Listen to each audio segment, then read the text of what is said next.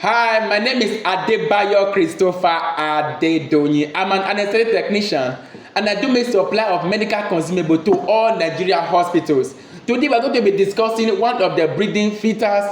Remember, during my last video, I told that we have two types of breathing filters. We have the HME filter and the bacteria filters. But today we're going to be discussing the bacteria filters. But generally, when we talk about the breathing filters, we refer to those medical consumables that provide an effective barrier against cross-contamination between patient, hospital equipment, breathing system, and hospital environment. But generally, their function is that they help to prevent the spread of diseases within hospital environment. And their use has been widely approved by a lot of anesthetic associations, especially during the COVID. And we all know what happened during the COVID-19. So the patients that are at risk of this cross-contamination in the hospital, they are the critically ill patient and the patient undergoing general anesthesia. So there is a need to always use the bacterial filters while handling these two sets of patients, especially when you are dealing with an anesthetic machine or a ventilator. Now, when cross-contamination occurs in the hospitals, what are the various implications? What are the various consequences? Remember that when the right procedure is not being followed, there is bound to be a consequences, and sometimes the consequences are not always good or are not always like as in a happy thing that one need to be proud of. So now, when it occurs, what are the various implications? I will discuss it in threefold, and I will not talk more about them, but I will just say a few things about them. One, it increased the morbidity, it increased the mortality, and also increased the stay of that patient in that hospital. Mind you, we all know that when a patient stay longer in the hospital, the more they be accounting. I will give an example here. Like a patient that is slated for inspiratory laparotomy, for example, and after the procedure or after the surgery, if the hospital discover that the patient has been infected with nosocomial infection, that hospital will not like to discharge the patient, not until that particular disease has been treated. So that is why it is important to always use the bacterial filters while handling these two sets of patients. Now, what are the various diseases that can be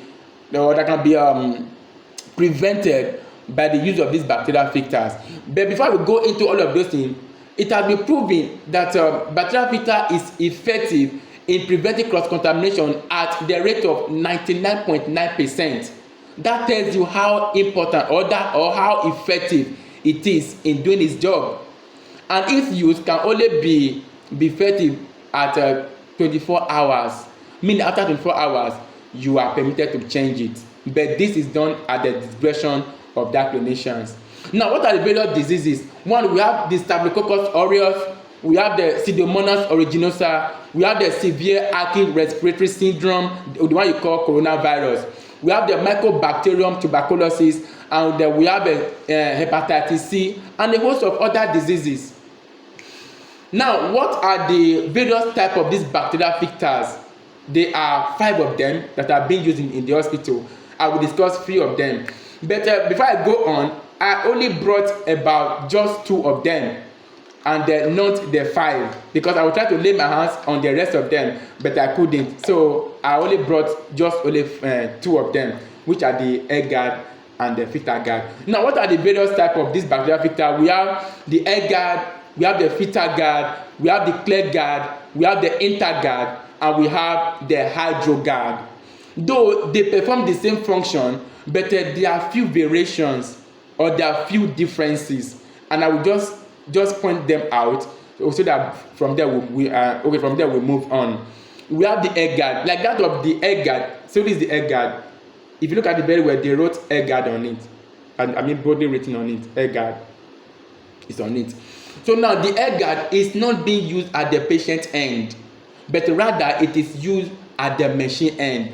And what does it do? It helps to prevent water from entering into the machine. If you look at it very well, let me try to open it. Okay, this is it. So if you look at it very well, it is plated with hydrophobic materials. Like if you pour water here, so the water will not come here. So that's just the major function. It helps to prevent water from entering into the either anesthetic machine or a ventilator. So it is not used at the patient end, but rather it is always used at the machine end. So this is the filter guard. So this is the filter guard, and it has a place where we can measure the CO2 of that patient. This is the filter guard. So if you look at the very well, it has filter guard also boldly written on it, filter guard.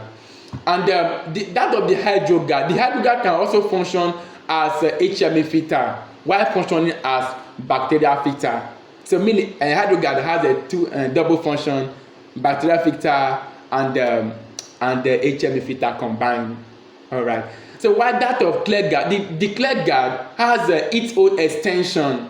So meaning while using them, I mean you may not like to use the catheter mount because it is almost not needed, because it has its own extension. So there's no need of using for or looking for a catheter mount. So these are the various differences between these bacterial filters. So please, I've come to the end of this video. So please, if you have any question to ask, you can say it at the comment section below.